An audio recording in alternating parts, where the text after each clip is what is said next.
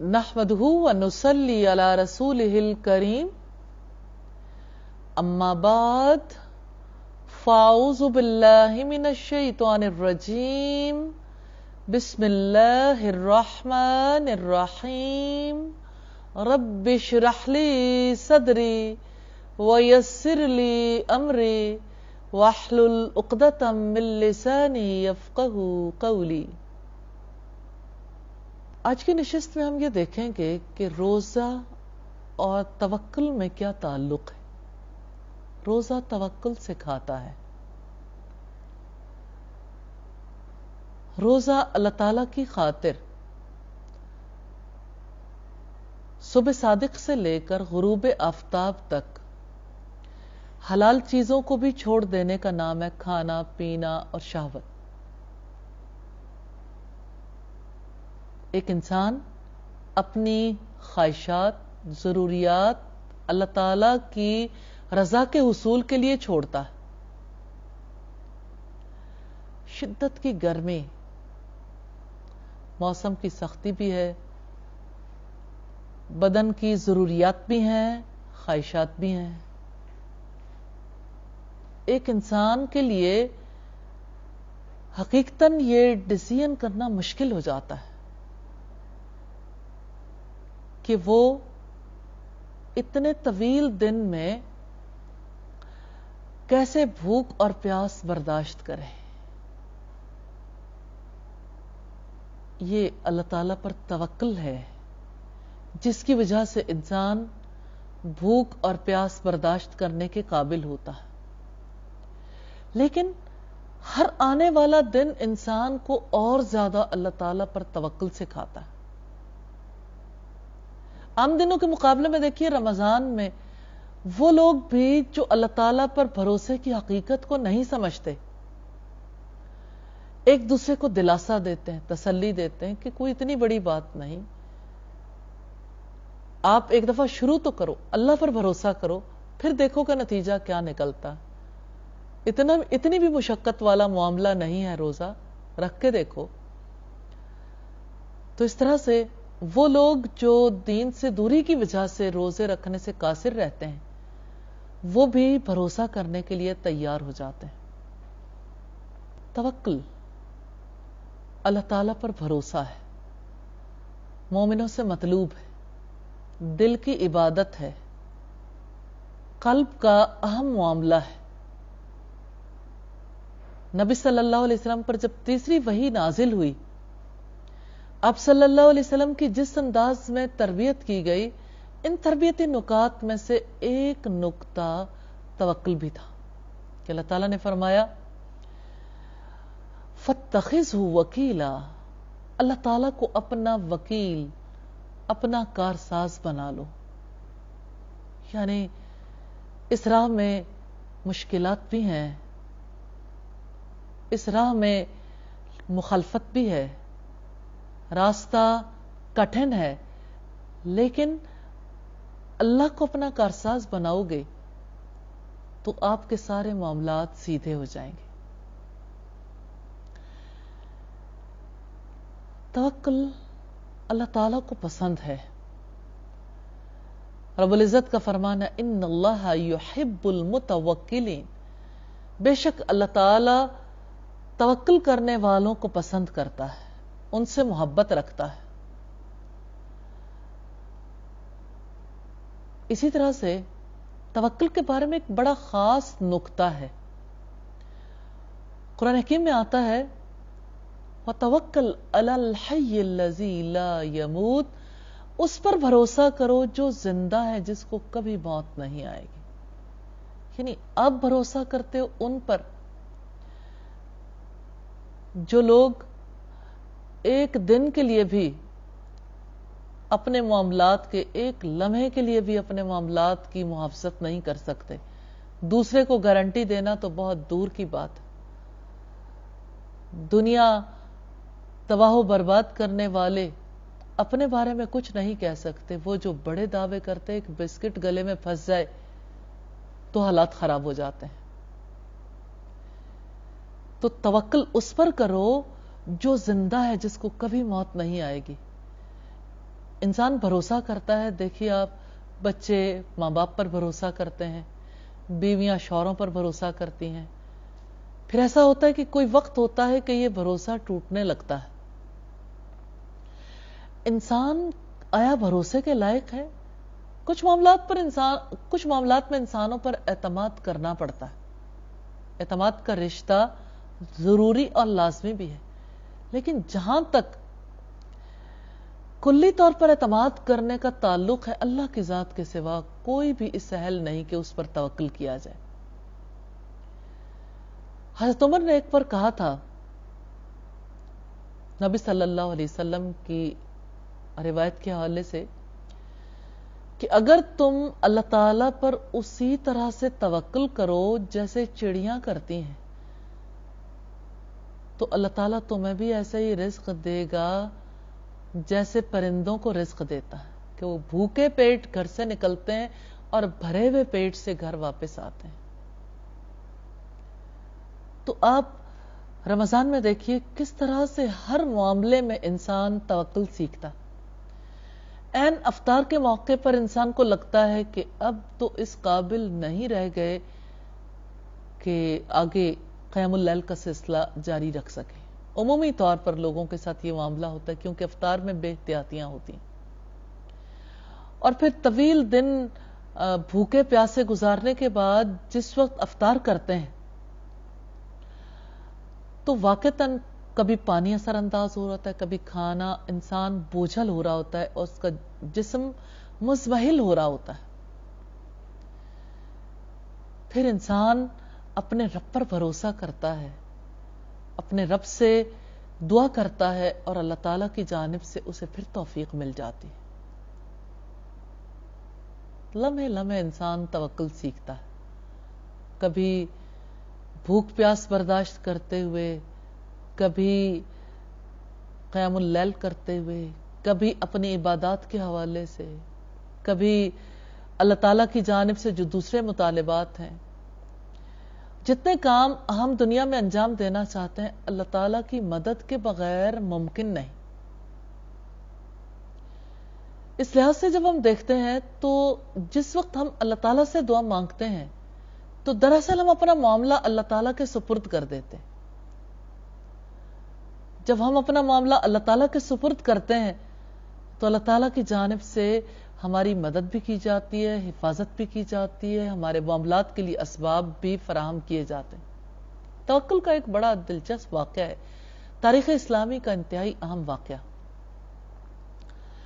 نبی صلی اللہ علیہ وسلم اور حضرت ابو بکر صدیق پر ایک وقت ایسا بھی آیا کہ سر اٹھا کے جو اوپر دیکھا تو کافروں کے قدم ان کے عین سر کے اوپر تھے۔ حضرت ابو بکر صدیق خوفزدہ ہو گئے اور رسول اللہ سے کہنے لگے اگر انہوں نے نیچے جھانک لیا تو وہ ہمیں دیکھ لیں گے، یعنی وہ تو بو سونکھتے پھر رہے ہیں کہ کسی طرح سے پتا چلے وہ مار ڈالیں گے۔ تو آپ صلی اللہ علیہ وسلم نے حضرت ابو بکر سے کہا کہ ابو بکر تمہارا کیا خیال ہے ان دو کے بارے میں جن کے ساتھ تیسرا اللہ ہو؟ لا تحزن ان اللہ معنا۔ آج اپنے گھروں میں، اپنے معاشرے میں سکون کے ساتھ بیٹھے ہوئے یہ کہنا کتنا آسان، لا تحزن، غم نہ کرو اللہ ہمارے ساتھ ہے۔ موقع پہ پتہ چلتا ہے، جب انسان کسی بڑی مشکل میں ہو اس وقت پتہ چلتا ہے کہ اس کا بھروسہ کیسا ہے۔ تو آپ صلی اللہ علیہ وسلم کا بھروسہ، آپ کا توکل علی اللہ ہمارے لیے بہت بڑی مثال ہے۔ آپ صلی اللہ علیہ وسلم جس وقت غزوہ احد کے لیے نکلنے سے پہلے آپ مشورہ کر رہے تھے، آپ چاہتے تھے کہ جنگ مدینہ کے اندر لڑی جائے، لیکن وہ لوگ جو بدر میں شرکت نہیں کر سکے تھے ان کی خواہش تھی کہ جنگ باہر جا کے لڑی جائے۔ پھر ایسا ہوا کہ آپ ہتھیار پہن کے آئے تو لوگوں کو اپنی غلطی کا احساس ہوا، کہنے لگے کہ ہم جنگ اندر ہی کر لیتے ہیں۔ تو آپ نے فرمایا کہ جب کوئی نبی ہتھیار پہن کے آ جاتا ہے اس کے بعد اس کا فیصلہ بدلا نہیں جاتا. آپ صلی اللہ علیہ وسلم غزوہ احد کے لیے نکلے. غزوہ احد میں مسلمانوں کو شکست بھی ہوئی. آپ نے تیر اندازوں کو اپنی جگہ پہ بھی بٹھایا. انہوں نے تلقین بھی کی کہ یہ درہ نہیں چھوڑنا. انہوں نے درہ چھوڑ دیا. عین موقع پہ رسول اللہ صلی اللہ علیہ وسلم کا ساتھ چھوڑ کر لوگ نکل چکے تھے. وہ موقع جس موقع پر سارے لوگ بھاگے چلے جا رہے تھے, پیچھے مڑ کر دیکھتے نہیں تھے, اس موقع پر آپ صلی اللہ علیہ وسلم لوگوں کو بلا رہے تھے, الیہ عباد اللہ, میری طرف آؤ اے اللہ کے بندو. یہی موقع تھا جب ابو سفیان نے کہا تھا لنا عزا ولا عزا لکم, ہمارے لیے تو عزا ہے, عزا دیوی ہے, اور تمہارے لیے کوئی عزا نہیں, یعنی تمہارے تو کوئی معاملات بنانے والا ہی نہیں. تو اب صلی اللہ علیہ وسلم نے فرمایا اسے بتا دو اللہ مولانا ولا مولا لکم, اللہ ہمارا مولا ہے, اللہ ہمارا کام بنانے والا ہے, اور تمہارے لیے تو کوئی مولا ہی نہیں ہے, تو ہمارا کام تو اس نے بنانا. اور پھر آپ دیکھیے آپ صلی اللہ علیہ وسلم کے توکل کی اہم مثال, جس وقت آپ ایک غزوے سے واپس آ رہے تھے, ایک جنگل میں ٹھہرے, آپ صلی اللہ علیہ وسلم نے اپنی تلوار اپنے خیمے میں لٹکا دی تھی یا کسی درخت کے ساتھ لٹکائی تھی.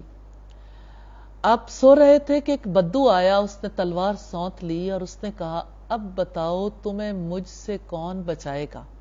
اس موقع پر آپ صلی اللہ علیہ وسلم نے فرمایا اللہ. یہ توکل علی اللہ کی عظیم مثال ہے. تلوار بدو کے ہاتھ سے چھوٹ کر گر پڑی. تو بات یہ ہے کہ اپنی مجلسوں میں بیٹھ کر ہم جب ان باتوں کو یاد کرتے ہیں تو ہمارے دل متاثر ہوتے ہیں, لیکن حقیقت یہ ہے کہ توکل کا معاملہ عمل کا معاملہ ہے, یعنی یہ عملی بات ہے. یہ صرف لفظی بات نہیں ہے کہ انسان صرف اس کا علم حاصل کر لے یا اس کے بارے میں جان لے. برتنے کی چیز ہے, برت کر دیکھیے. اللہ پر توکل کرنے والا کبھی ناکام نہیں ہوا. قرآن حکیم میں آتا ہے وَيَرْزُقُهُ مِنْ حَيْثُ لَا يَحْتَسِبُ, وہ ایسی جگہ سے رزق دیتا ہے جہاں سے کوئی گمان بھی نہیں کرتا. وَمَنْ يَتَوَكَّلْ عَلَى اللَّهِ فَهُوَ حَسْبُهُ, جو اللہ پر توکل کرتا ہے اللہ اس کے لیے کافی ہو جاتا. بات دل کے یقین کی ہے, اور روزے میں یقین کے لیے کام کرنا زیادہ آسان ہے, کیونکہ روزے میں سرکش شیاطین جکڑ دیے جاتے ہیں, جنت کے دروازے کھول دیے جاتے ہیں, جہنم کے دروازے بند کر دیے جاتے ہیں. ایک پکارنے والا پکارتا ہے نیکی کے طلبگار آگے بڑھ, اور اے برائی کے طلبگار باز آ جا. اس لحاظ سے ہم دیکھتے ہیں کہ انسان کے لیے موقع ایسا ہے جس کو ضائع نہیں کرنا چاہیے. آپ رمضان میں اللہ پر توکل کرنے کا تجربہ کر کے دیکھیے. دنیا میں اللہ پر توکل کرنے والے کہاں سے کہاں پہنچ گئے. اللہ سے تعلق بنانے میں, اللہ تعالیٰ کی رضا کی خاطر زندگی بسر کرنے میں. جو اللہ پر بھروسہ کرتا ہے اللہ تعالیٰ اس کے لیے اسباب پیدا کرتا ہے. کتنی بڑی بات ہے وَمَن يَتَوَكَّلْ عَلَى اللَّهِ فَهُوَ حَسْبُهُ, جو اللہ پر توکل کرتا ہے اللہ اس کے لیے کافی ہو جاتا ہے. جس کے لیے اللہ کافی ہو, جس کا مددگار اللہ ہو, جس کا کارساز اللہ ہو, جس کا وکیل اللہ ہو, وہ کیسے کسی میدان میں ناکام ہو سکتا ہے. انسان کے اپنے دل کے اندر یقین کی کمی ہوتی, اس لیے کام اس پر کرنا ہے کہ اللہ کی قدرتوں پر یقین آ جائے کہ اللہ تعالی واقعی پوری قدرت رکھتا ہے. ہاں وہی تو ہے جو مردہ ہڈیوں میں جان ڈال دیتا ہے. کیوں نہ اس سے مانگیں کہ وہ جو چاہے کر سکتا ہے, اس کے ارادے میں کوئی حائل ہونے والا نہیں ہے. کیوں نہ اس سے مانگیں اپنی دنیا کی بھلائیاں بھی اور آخرت کی بھلائیاں بھی, کہ اس کے ہاتھ میں پورا اختیار ہے، بادشاہت ہے. اسی نے فرمایا تبارک الذی بیدہ الملک، بڑا برکت والا ہے جس کے ہاتھ میں بادشاہت ہے. وَهُوَ عَلَى كُلِّ شَيْءٍ قَدِيرٌ، اور وہ ہر چیز پر پوری قدرت رکھنے والا. توکل اللہ تعالیٰ کی صفات کے علم کے بغیر نہیں آتا. اس کے لیے اللہ تعالیٰ کے اسماء و صفات کا علم بھی ضروری ہے، اور اللہ تعالیٰ سے محبت بھی ضروری ہے، اللہ تعالیٰ کے لیے مخلص ہونا بھی ضروری ہے. اس یقین کے ساتھ انسان توکل کر سکتا ہے کہ سب کچھ اللہ تعالیٰ کے ہاتھ میں.